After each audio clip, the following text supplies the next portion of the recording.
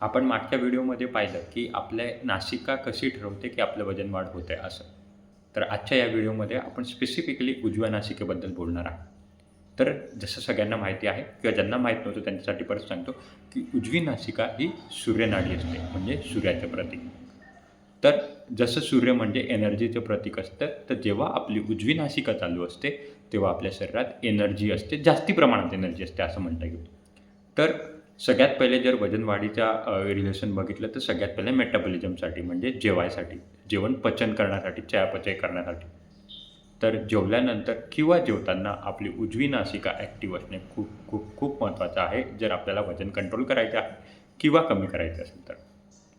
दुसरी गोष्ट, ज्यांचं वजन वाढलेलं असतं त्यांची एक सतत तक्रार असते की त्यांना नेहमी थकल्यासारखं वाटतं किंवा एनर्जी एवढी म्हणजे फार वीक वाटतं, थकल्यासारखं वाटतं.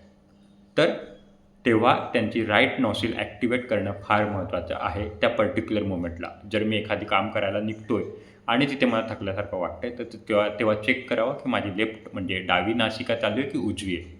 त्यावेळेला उजवी चालू असणं फार महत्त्वाचं आहे, जेणेकरून आपल्या शरीरात ऊर्जा निर्माण होईल आणि थकल्यासारखं वाटणार नाही. तर ज्यांना वजन वाढीची तक्रार असते, तेव्हा त्यांनी ह्या पर्टिक्युलर 2 मोमेंटवर एक तर जेवण झाल्यावर, जेवण करताना आणि काम करताना कुठे थकवा येत असेल, तिथे त्यांची उजवी नॉसिल ॲक्टिवेट असणं फार महत्त्वाची आहे. आणि ती आपण करू शकतो प्राणायामाच्या दीर्घ अभ्यासाने, स्वरविज्ञानाने,